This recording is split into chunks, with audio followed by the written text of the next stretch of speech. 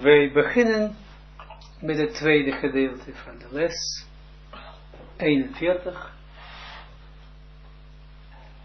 Het Chajiem. Wij staan op de pagina 11 en we beginnen met de regel 2, het derde woord. Dus niet het laatste woord, maar het derde woord. Moeten we beginnen natuurlijk altijd bij het begin van de zin. We al oor makief de Yosher de Ak en boven, dus heeft het ons gegeven hoe dat allemaal gestructureerd is vanaf de wereld Igulim, etc. En tot een eindsof. Dan zeg je dan boven de oormakief, de Yosher, de Ak, boven de oormakief, de omringend licht, het omringend licht van de Yosher, de Ak, van het directe licht van Ak, dus waar licht nog niet binnen de kilim is. Sovavim hayut sferot de igulim, daarboven zijn nog, daaromheen, zijn er 10 sferot van igulim, van Ak. Atzmo, van de Ak zelf. Hakolalim, en die bevatten in zichzelf, en dan gaat hij dan ons opzommen. De regel 3. Orpnimi, dus het inwendig licht, we kilim, en kilim, we ormakief, shelahem, kanuda, en ormakief van hen. Okay. Dus nog een keer, orpnimi en kilim, duidelijk. Orpnimi altijd zit in kilim ergens. Als we horen orpnimi, licht, inwendig licht, betekent dat altijd moet ergens zitten. Het is al begrensd. En ormakief betekent dat het nog niet begrensd is. Dat een kli nog geen kracht heeft om het te ontvangen. Niets anders. Alleen een beetje ons gehoor moet een beetje gewend raken aan deze begrippen. En dan zal het er voor ons vertrouwd gaat klinken. Terwijl nu is het nog vaak een spraakverwarrend is. Dus hij zegt, die zijn dus orpnimi en kilim, duidelijk, orpnimi en kilim, hoeft je niet eens en doen, want dan zit het duidelijk dat er orpnimi in kilim zit. En ormakief over hem, boven hen, shelahem, van hen. Dus ormakief betekent dat licht dat nog niet in de kilim binnen is gekomen. Dus die 3 altijd bestaan. Dus orpnimi en kli, en kilim, waarin het orpnimi zit. En daarboven is altijd ormakief. Dat is belangrijk voor ons, een principe. En daar kan je dan ons beschrijven van, in dit geval is het zo, dit orpnimi is in die kilim, en daarboven zit ook nog ormakief, etc. Dat kan gedetailleerd dat doen. Maar we moeten wel weten dat het principe is altijd niets anders is. Orpnimi, die zit in een bepaalde kilim, en ormakief, het licht wat kli nog niet kan verdragen. Niets anders. Precies hetzelfde is ook bij ons. Klein beetje licht wat wij ontvangen al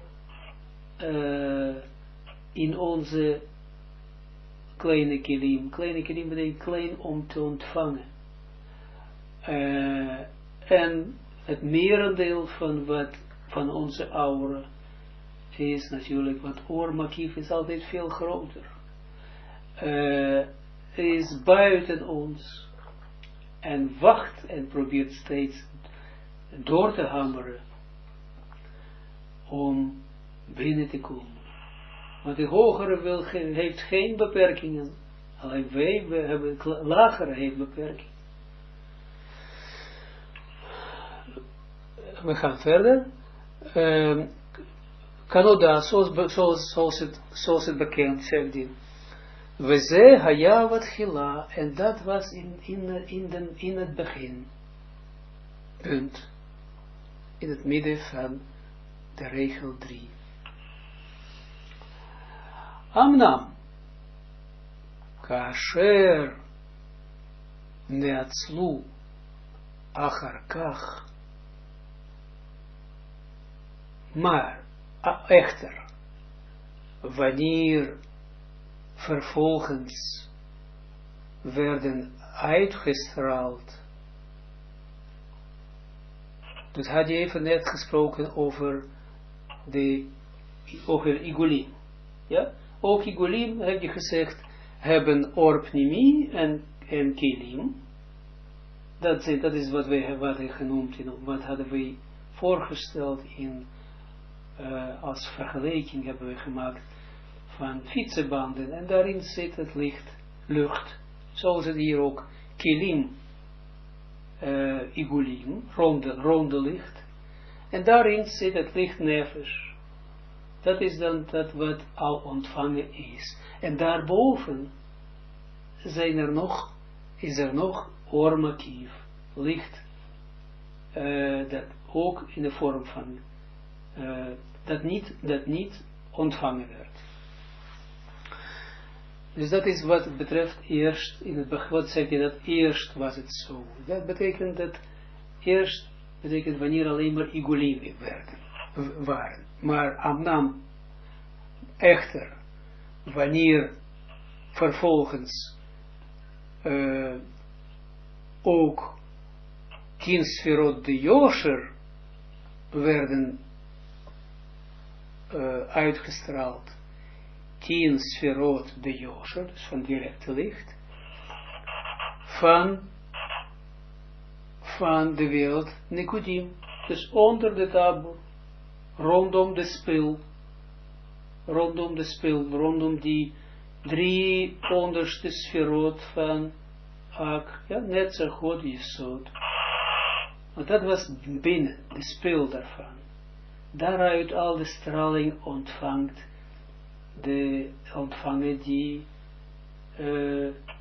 die sferoten van de wereld Nikudim.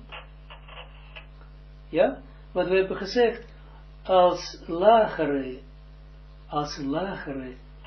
omhuld, zeg dat, bekleed, en de hogere,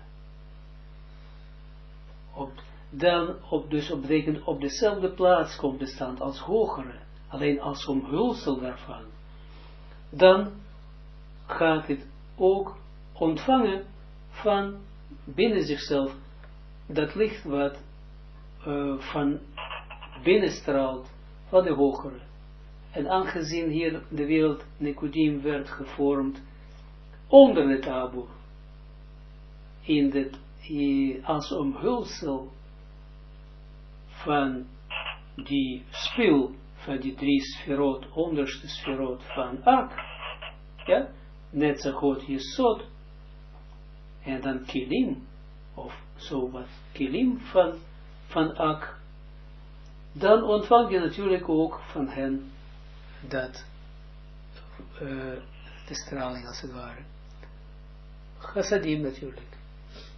En daar kon licht Chogma niet penetreren, zoals we dat weten, onder de tabor. Shehu Bchina Ruach Shelahem, dat het aspect Ruach, dus Or Yashar is altijd Ruach, is Ruach wat hij zegt ons. in het algemeen. Dus die kav is ruach, ook bij, ten aanzien van igulim die nefesh zijn, dat weten we al. Az yilbishu ha-yud sferot de yosher de nekudim. En dan dat ruach werd, als het ware, ingehuld in die 10 sferot van Yosher de Nekudim.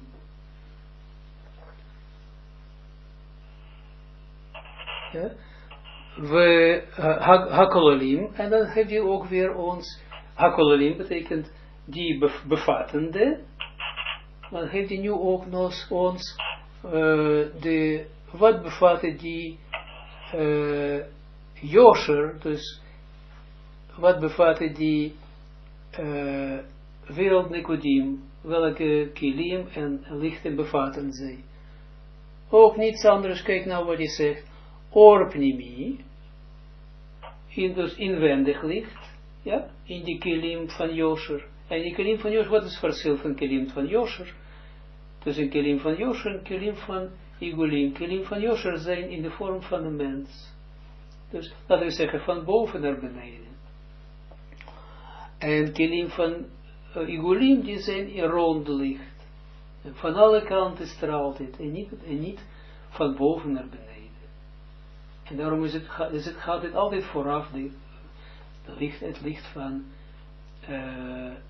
Yosher. En daarom alles wat leeft ontvangt gewoon Igulim. Ja, dat is het meest aan iedereen is gegeven, dat als het ware. Alleen maar nerdakiek, wat wij noemen dat ook. En het licht, het klein lichtje. Het is niet zo klein, maar ik bedoel, iedereen ontvangt dat. Maar hij die zegt in nu dat de Yosher, de 10 sferot van Yosher, van Nekudim, hoe zijn zij, wat bevatten zij? Dus onder het tabor. Ook weer hetzelfde. Orpnimi, dus inwendig licht. We kilim en kilim. Natuurlijk licht, als het sprake is van het inwendig licht, dan natuurlijk is er altijd verondersteld worden dat die ergens in kilim binnenkomen. Dan zegt hij dat is dan orpnimi, we kilim. En de kilim, ook de Yosher kan natuurlijk, van directe licht. We ormakiv de Yosher, al-gabe kilim, en ormakiv van Yosher boven hen. Klaar, niets anders. Dus altijd hebben wij, onthoud dat erg goed. Het is niet moeilijk. Dus altijd, als wij spreken van kilim de igulim, dan hebben wij inwendig licht, nefesh, dat kilim vult, dat is wat we hebben gezegd als fietsenband, en daarin licht nefesh, en dat is wat begrensd als het ware was, in die kilim, die gulim, binnen is, en nog vogeltjes in de lucht, en ook nog licht, wat nog niet binnen is, er is nog geen kracht als het ware om binnen te ontvangen. En het licht dat nog, ook in de vorm van igulim, maar daarbuiten, of zeg je dat, eromheen nog zweeft, of is. Dat is wat betreft igulim. Maar als het gaat over Yosher, in de vorm van de mens, van boven naar beneden, dan is het ook zo niets anders. Alleen dan is het, dat het orpnimi, dus het inwendig licht, in de vorm van Yosher, dus niet rond, in de vorm van Yosher, en die natuurlijk zit altijd, orpnimi zit altijd ergens, zit in de kilim, de Yosher. Ook kilim zijn ook de yosher, niet een ronde kilim, maar kilim ook in de vorm van zo'n sferot, van boven naar beneden. Dat is wat ontvangen werd, dat is wat begrensd werd, en eromheen, of boven die kilim, en licht wat daarin is ook ormakief de yosher. Dus ormakief dat boven is, als het ware, hangt, als het ware, om binnen en wacht en probeert, natuurlijk ook druk uitoefent op die kilim, de yosher, om binnen te penetreren. En zal natuurlijk onvermijdelijk binnenkomen. Maar eerst moet natuurlijk de kli kracht hebben om hem te ontvangen. Ja, die drie altijd bestaan. Dus het is niets anders dat wat hij ons vertelt. Alleen dat is wat yosher betreft, en dat is wat kilim, en dat is wat igulim betreft. Oké, duidelijk, ja? Dus, en de ormakief zegt dus, wat zegt hij hier, dat met die, ten aanzien van yosher, van kilim, van de yosher, van 10 sferot, de nekudim, onder de tabor.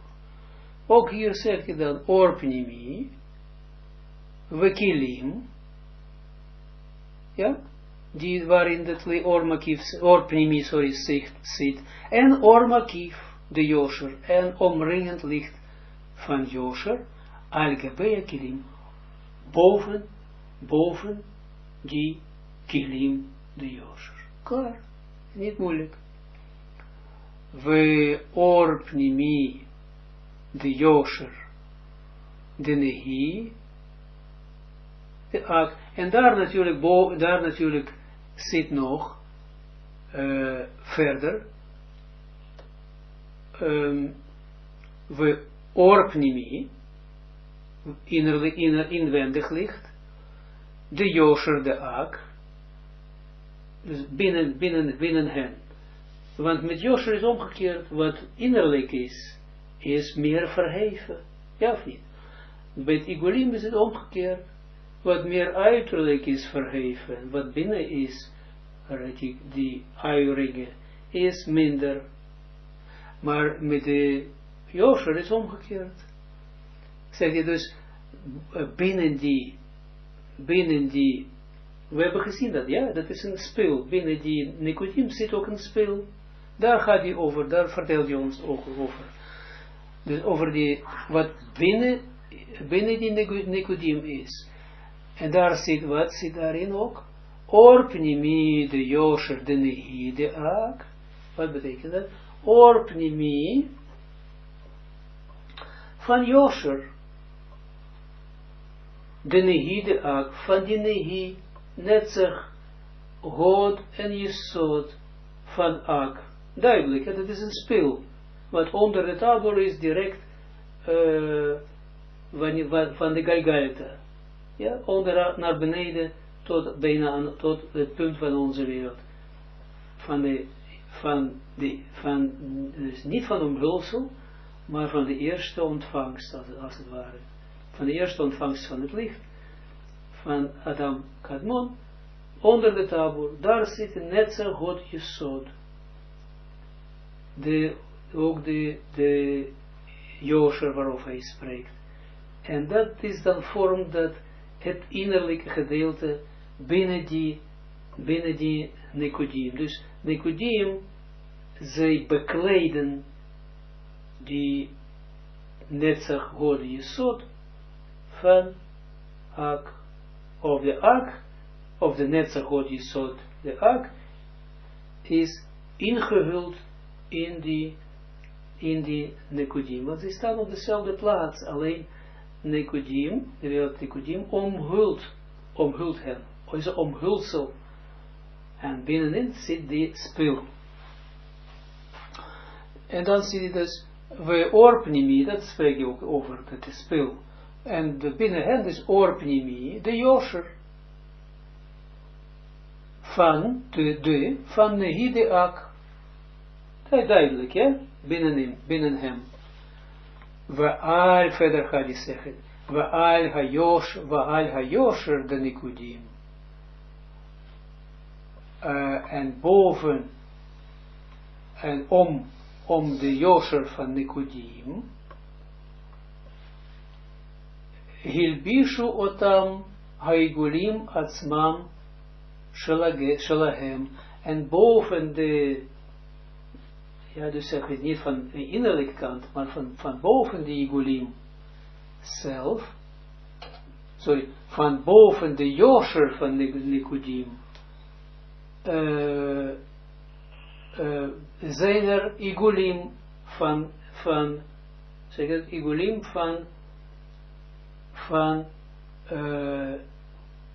van henzelf, van de nikudim.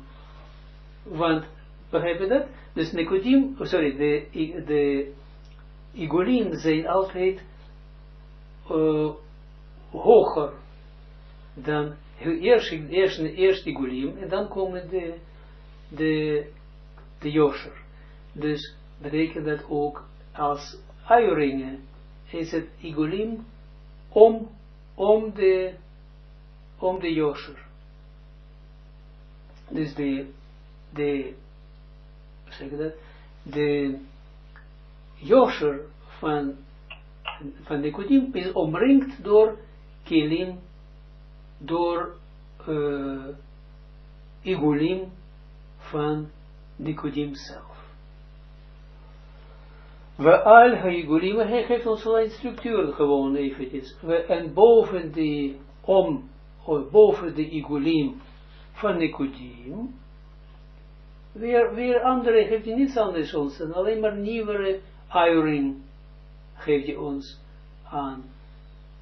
Boven die dus meer verheven, want daar is met igulim is omgekeerd, wie is meer naar buiten is hoger en fijner, en boven de igulim, ik praat in de telefoon, en boven de igulim van nikudim, ja, hij zegt, or makiv de yosher de ak, net als vorige keer hebben we gezegd, or makiv, herhaalt het even, or makiv van yosher de ak.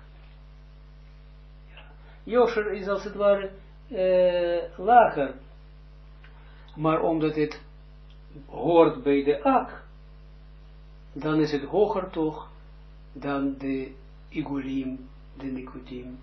Je zegt, or makiv de yosher de ak. Gewoon luisteren en zal je dat straks zien dat dit alleen omdat het woorden zijn die nog niet vertrouwd klinken, daar lijkt het wel dat het moeilijk is. Maar je kan ook daarmee spelen daarna en dan ga je dat zien. Maar dat komt wel alles naar.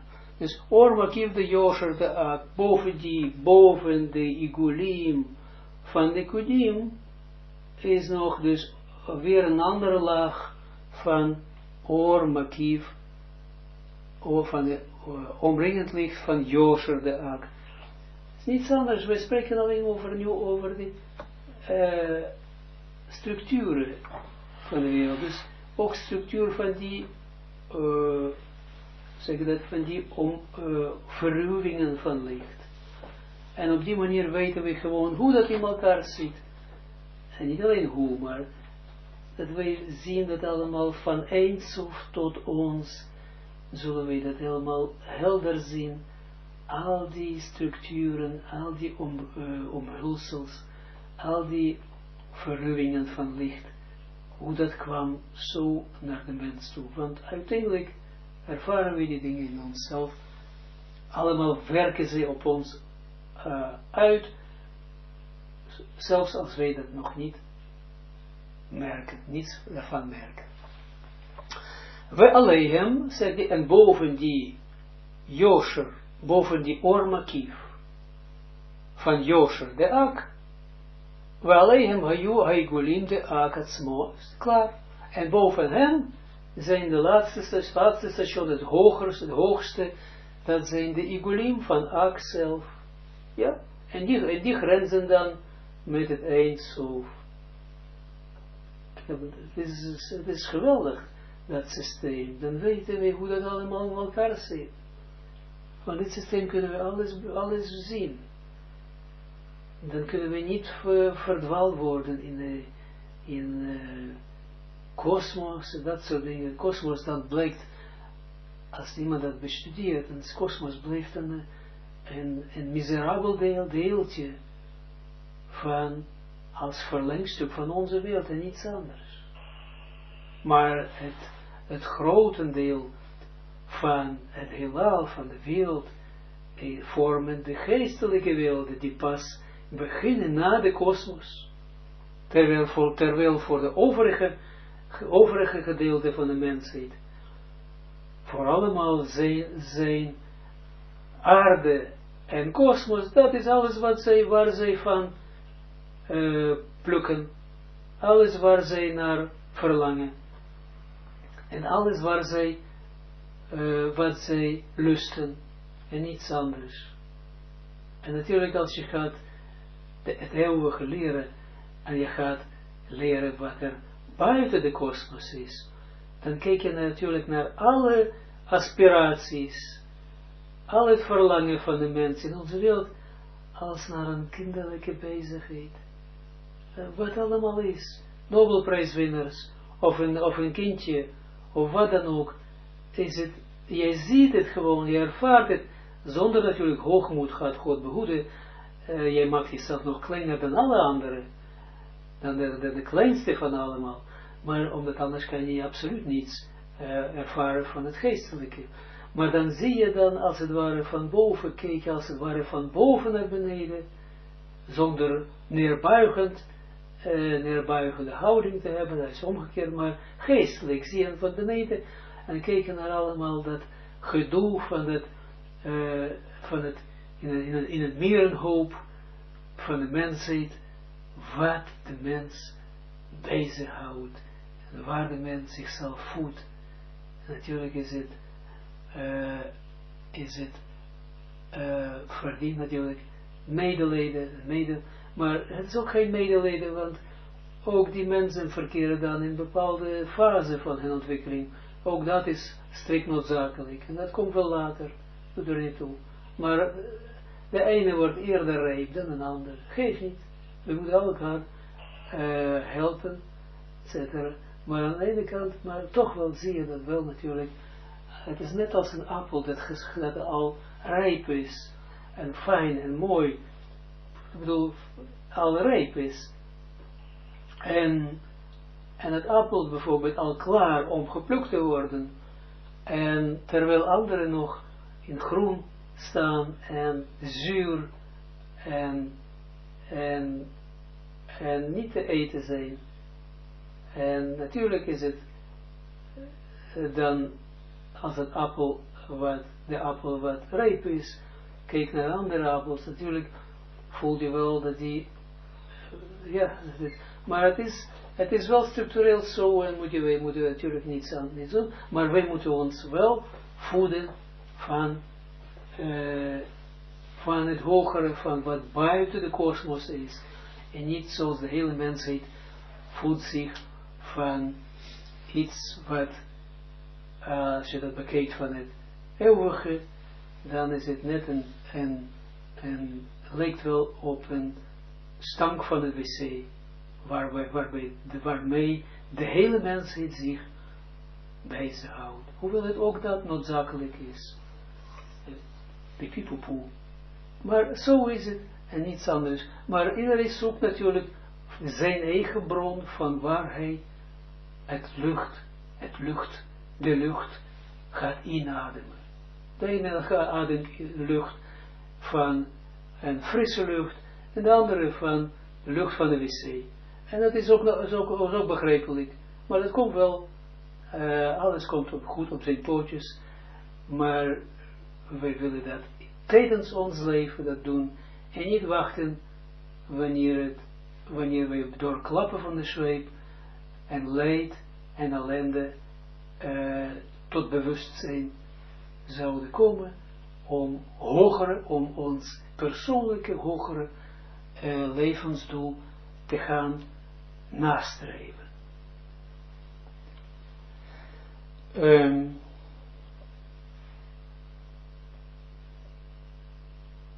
Dat was hem. En wij zijn gebleven bij de regel 7, de laatste 2 woorden. En wat was het nou, waar hebben we nu over gesproken op de eerste gedeelte van de les? Over die 2 kilim. Ja? Over de 2 kilim. Over de Noch. Oftewel kilim van geven. Dat de mens eerst ontvangt, dient te ontvangen, het licht chassadim in het, dus eerst moet geven. Geven omwille van het geven. En dan, en daarmee gaat hij dan zijn eigen kilim, zijn kilim van hogere in zichzelf, insluiting van de kilim van hogere in zichzelf ontwikkelen, corrigeren. Dat is makkelijker. En dan pas kan die overgaan naar de correctie van zijn eigen kilim, van de kilim van de ontvanger, om te ontvangen omwille van het geven. Probeer ook vandaag in alles wat je doet, want er zijn verschillende wensen, verschillende handelingen, dat in sommige aspecten kan je dan alleen maar geven, wanneer je voelt dat je nog geen kracht hebt om te ontvangen omwille van het geven, om aan de hogere traptreden voldoening te geven. Probeer het alleen maar te geven. Geven om te geven. En als je een bepaalde opzicht, een bepaalde wens, kracht heeft, voelt dat je het wel aan kan, om ook een beetje ontvangen om te geven, om voldoening te geven aan het hogere, doe dat ook. Maar let goed op, dat bij alles wat je doet vandaag, dat jij niet geeft om te ontvangen. Want dat is niet opbouwend. Dat blijft allemaal hier op aarde. En er zit in het geven om te ontvangen absoluut geen geestelijke beweging. Dat is wat men doet bijvoorbeeld door rennen naar allerlei ziekenhuizen, mensen te bezoeken, daar zieken, etc. Maar men doet dat om iets anders dan onbaatzuchtig. Men doet dat, natuurlijk zegt men dat, ik doe het allemaal onbaatzuchtig, natuurlijk, maar die wil of een prettig gevoel daarvan ontvangen, of dat hij het gevoel heeft dat hij dan in de toekomstige wereld ontvangt, daardoor een beloning, of in deze wereld dat zijn zonen, zijn kinderen zullen leven, of dat hij daardoor gaat ontlopen dat het geldgemis of geldverlies, etc. Om allerlei redenen omwille toch van zichzelf. Dat was hem voor vandaag. Nog een prettige dag toegewenst allemaal.